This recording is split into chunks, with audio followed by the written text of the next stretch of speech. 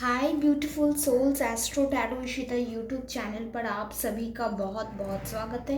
सो thumbnail से आपको पता चल ही चुका होगा कि आज की रीडिंग की टॉपिक क्या होने वाली है। So we are going to see कि आप जिस भी सिचुएशन में है, वो कॉन्टैक्ट सिचुएशन हो या फिर नो कॉन्टैक्ट सिचुएशन हो, आपको फ़िलहाल क्या करना चाहिए, शुड यू मूव ऑन, और आपको उसी सिचुएशन में रहकर सिचुएशन को हैंडल करना चाहिए। So it's going to be a love reading and ये रीडिंग कहीं ना कहीं आपके पर्सपेक्टिव से भी ज़्यादा होगा। So let's start with the reading and yes, जो भी पहली बार मेरे इस चैनल पर आए हैं ज़रूर से चैनल को लाइक कीजिएगा, सब्सक्राइब कीजिएगा। If you like my readings, if you like my videos and private readings, personal readings booking होती है और वो होती है via WhatsApp and WhatsApp number description box पर दिया हुआ है। So you can contact from that. और ये जो भी वीडियोस में जो रीडिंग्स आती हैं वो जनरल रीडिंग्स होती हैं। सो it may or may not resonate with you wholly, पूरी तरीके से रेजोनेट ना भी करे। सो जितना रेजोनेट करता है आप उतनी ही मैसेजेस को पिक कीजिए and stay tuned. Okay, so let's see what card says for my beautiful souls.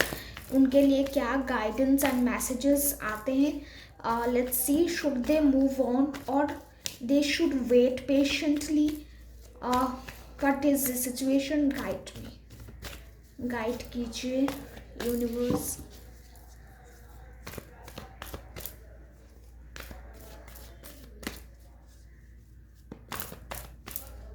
Okay,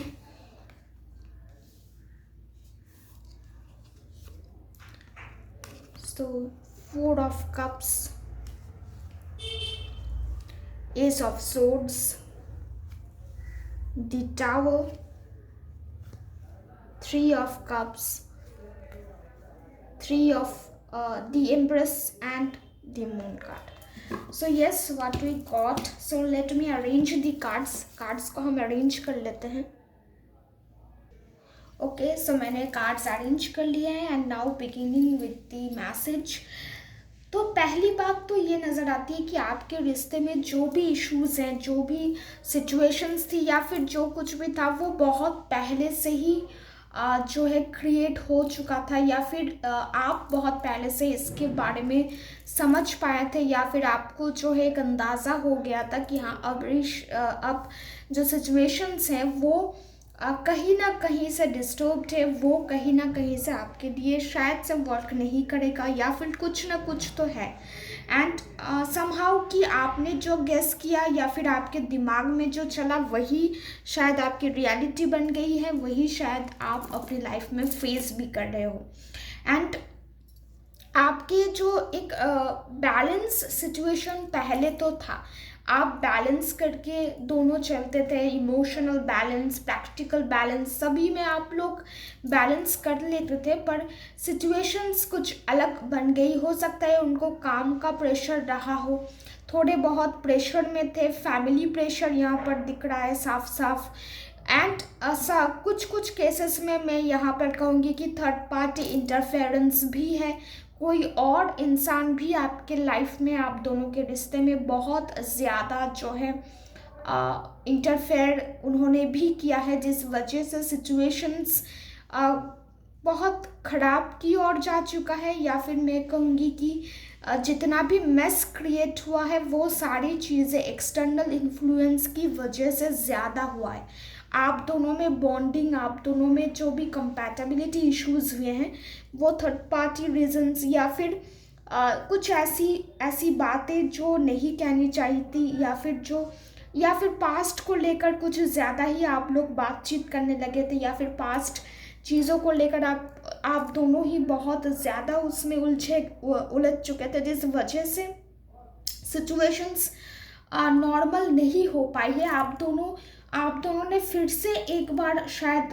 खुद को मौका दिया, एक बार फिर से शायद आप दोनों रिश्ते को ठीक करने के लिए कोशिश की है, बातें किए हैं, या फिर ऐसा भी हो सकता है कि दोनों फैमिलीज़ एक दूसरे के साथ बातचीत में आए हैं ताकि ये जो इशू आप दोनों में चल रहा है वो ना चले, उस सिचुएशन से आप दोनों ही बाहर आ जाओ एंड उसमें थोड़ा असर तो पड़ा था, थोड़ा असर हुआ भी था। आप दोनों थोड़े जो है अपनी जो जोन है, जो नेगेटिव जोन है, उससे बाहर आए थे। एंड पर ये जो आप दोनों ने खुद को टाइम दिया, या फिर आप दोनों ने ये सोचा कि चलो बातचीत के दौरान या फिर कुछ ऐसा किया जाए जिससे ये चीज़ें सॉर्ट आउट हो जाए, आप दोनों की कोशिशें थी, पर कहीं ना कहीं वो कोशिशें भी नाकाम हो चुकी है, क्योंकि फिर से जो नेगेटिविटी आप दोनों के अंदर था, जो रिलीज नहीं हुआ,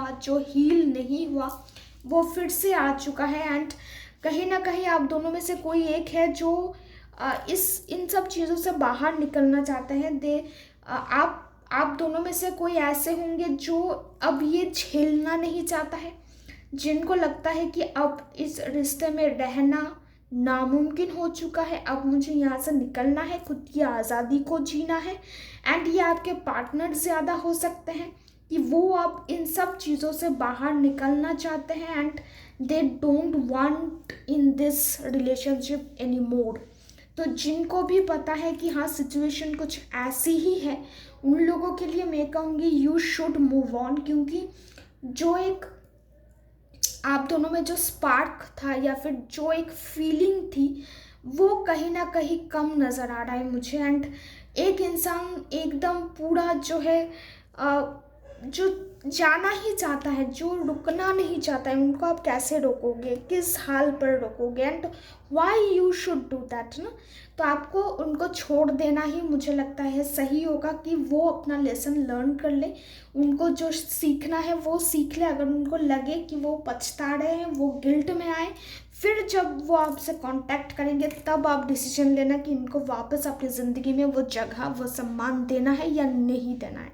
that will be your choice. पर तब तक के लिए आपको उनको छोड़ना होगा, उनको उनके हाल पर छोड़ देना होगा। एंड उनको भी बहुत सारे काम करने हैं, उनको अपने लेसन्स लर्न करने हैं, कर्मास को जो है वो हिसाब चुकाना है, सब कुछ करना है। तो उनको भी उनकी लाइफ की जर्नी को लीड करने दिया जाए। And you don't do anything, just stay calm and peaceful, और देखो चीज़ों को एनालाइज करो।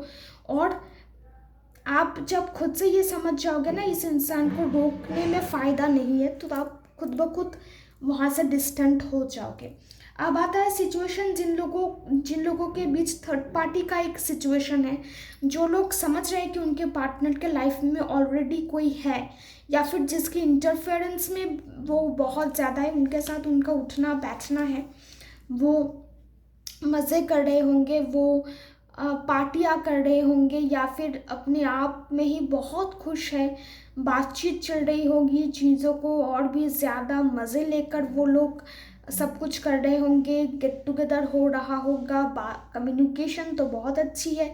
तो उनको लग रहा होगा कि ये जो चीज़ें उन दोनों में चल रही है वो बहुत बेहतरीन है, बहुत अच्छी बात है। और उनको ये भी लग रहा है कि शायद आपको ये पता नहीं, या फिर they are doing it very well, इतनी अच्छी एक्टिंग वो कर रहे हैं कि आपको पता ही नहीं चल रहा है। पर कहीं ना कहीं आपका मन जानता है कि आपके पार्टनर ऑलरेडी किसी और के साथ हैं, किसी और बंधन में बंध चुके हैं। वहाँ पर वो एक रोमांटिक एनर्जी फील कर पा रहे हैं आप। तो जहाँ पर ये सिचुएशन है, वहाँ पर मैं कहूँगी कि आपको उदास रहना, आप उदास रहकर, आप खुद को कोस कर, खुद को गिल्ट में रहकर क्या करोगे, जब आपके पार्टनर किसी और के साथ बहुत ज़्यादा बहुत क्लोज बॉन्डिंग में आ चुके हैं, जिनको लगता है कि यही अब लाइफ में मायने रखती है, इसी के साथ जीना है, या फिर इसी के साथ जीना चाहता हूँ। So in both cases, male and female, तो उनके लिए आपको भी उनको छोड़कर निकलना होगा, उनको एक स्पेस देना होगा, ताकि उनको भी समझ में आए कि उन्होंने जो भी किया है वो गलत किया है। क्योंकि वो जो भी कर रहे हैं इस समय, वो इंटेंशनली कर रहे हैं, कोई अनइंटेंशनल चीज़ें नहीं हो रही है। वो मुलाकात भी इंटेंशनली कर रहे हैं, उनको दिल में जो भी जगह उन्होंने दी है, जिस तरीके से उनको देखते हैं, जिस पर्सपेक्टिव से देखते हैं, वो सब उन्होंने इंटेंशनली किया है, कुछ भी अनइंटेंशनली नहीं हुआ है। और गलतियाँ उन्होंने जानबूझकर की है। तो जब सिचुएशंस ऐसी होती है कि हमको पता है कि हमारा पार्टनर जानबूझकर चीज़ें कर रहे हैं, तो तब उनको उनके हाल पर छोड़ देना ही सही होता है। उनके पीछे भागना नहीं है, उनको उनके हाल पर छोड़ देना है। क्योंकि जो भी बॉन्डिंग अभी तो बहुत ज़्यादा प्योर लग रही है कि नहीं, हम दोनों एक दूसरे के साथ बंधे हैं, आपसे अट्रैक्शन कम हो रहा है, उनको लग रहा है कि नहीं आप उनके लिए नहीं बने हो, ये जो है ये उनके लिए बने हैं, इनके साथ एनर्जी ज़्यादा कनेक्ट हो रही है, इनको लेकर सपने सजाए जा रहे हैं। तो इनको जो पसंद आ रहा है, जो फ़िलहाल के लिए अट्रैक्टेड या फिर जो फ़िलहाल के लिए अट्रैक्टिव लग रहा है, तो उनको उन्हीं के साथ रहने दीजिए। एंड जब चीज़ें उनके सामने आएंगी, जब रियलिटी चेक उनको मिलेगा, तब उनको पता चलेगा कि उन्होंने जो भी किया था वो एक गलती नहीं थी, उन्होंने इंटेंशनली एक गलत कदम उठाया। सो जब भी ऐसी चीज़ें होती है, तब हमें पीछे हटना चाहिए और सबक सीखने के लिए छोड़ना चाहिए। क्योंकि जब तक हम छोड़ेंगे नहीं, जब तक हम उनको उनके राह में नहीं छोड़ेंगे, तब तक चीज़ें सही नहीं होंगी, तब तक ना ही आपके लिए वो सही होगा ना उनके लिए। And bottom of the deck आप देख सकते हैं कि ये आया था। सो कहीं ना कहीं वो जो भी करेंगे, जो भी फैसला लेंगे, उसमें अंतिम परिचय यही होने वाला है कि वो खुश नहीं रह पाएंगे। उनके अंदर की घुटन, उनके अंदर की गिल्ट, उनके अंदर की डिप्रेशन इतना ज़्यादा होगा कि वो उन्होंने जो भी किया होगा या फिर जो भी करने के बारे में सोच रहे होंगे, वो एक ना एक दिन उनको पछताना पड़ेगा। वो पछताएंगे ये सोचकर कि उन्होंने ये कदम क्यों उठाया था। क्योंकि जब वो इस व्यक्ति को चूज़ कर रहे हैं, तब कहीं ना कहीं आप बहुत दुखी हो रहे हैं, आपको लग रहा है कि आपकी वर्थ नहीं है, आप अपनी वर्थ खो रहे हैं। पर मैं कहूँगी कि इस सिचुएशन को पूरा उल्टा कर दीजिए, खुद की सेल्फ एस्टीम, खुद की सेल्फ वर्थ को बढ़ाइए और इनको इन्हीं के साथ रहने दीजिए, छोड़ दीजिए। क्योंकि ये जो डिसीजन वो अभी ले रहे हैं, वो एक अट्रैक्शन की ओर बढ़कर ले रहे हैं। खुद की जो मतलब प्योर लव से आई हुई, रिस्पेक्ट से आई हुई चीज़ नहीं है ये। बस ऐसा ही है कि इसके साथ मेरे कुछ चीज़ें मेल खा रही है और मुझे लग रहा है कि हाँ ये बहुत अच्छे हैं, इनके साथ मेरा पूरा जीवन ऐसे ही व्यतीत हो जाएगा। पर ये कभी भी नहीं हो सकता है, क्योंकि एंड रिजल्ट उनके लिए सही नहीं है। Okay, so let it be. उनको उनकी लाइफ की कर्माज, उनकी लाइफ की जर्नी में रहने दीजिए। क्योंकि हम किसी और के जर्नी को जो है इन्फ्लुएंस नहीं कर सकते हैं, हम बस अपना कर्म कर सकते हैं, हम अपनी ओर से कोशिश कर सकते हैं। जो आपने बहुत किया है, आपने बहुत कोशिशें की है, बहुत कांटेक्ट करने की कोशिश की है, पर वो किसी भी रूप में इस रिश्ते में नहीं रहना चाहते हैं। सो लेट इट बी, उनको छोड़ दीजिए। क्योंकि छोड़ने के बाद उनको उनकी सबक मिलेगी, लाइफ लेसन मिलेगी, और हो सकता है कि वो वापस आए। और तब जब वापस आएंगे, तब उनको अपनाना ना अपनाना यह आपके हाथ में है। सो फिलहाल के लिए मैं कहूँगी कि आप भी मूव ऑन कीजिए, आप भी अपनी लाइफ में, अपनी लाइफ जर्नी में आगे बढ़िए, खुद को बिल्डअप कीजिए और उनको उन्हीं के हाल पर छोड़ दीजिए। उनको उनके थर्ड पार्टी के साथ छोड़ दीजिए, या फिर वो जिस भी मेस में है, जो भी अंदर की वो जो भी चीज़ें चल रही है, उसके साथ छोड़ दीजिए। क्योंकि कभी कभी हम दूसरों को गाइड कर सकते हैं, पर उनके लिए फ़ैसला नहीं ले सकते। तो उनको उनका फ़ैसला लेने दीजिए, let it be. And yes, अगर आपको मेरी ये रीडिंग अच्छी लगी हो, ज़रूर से कमेंट बॉक्स पर बताइएगा। इस वीडियो को शेयर कीजिएगा ज़रूर से। And yes, B with me. और मेरी स्पिरिचुअल जर्नी को जानने के लिए आप मुझे इंस्टाग्राम पे फॉलो कर सकते हैं, लिंक डिस्क्रिप्शन बॉक्स में आपको मिल जाएगा। Stay tuned. सब अच्छे रहिए, मस्त रहिए, स्वस्थ रहिए।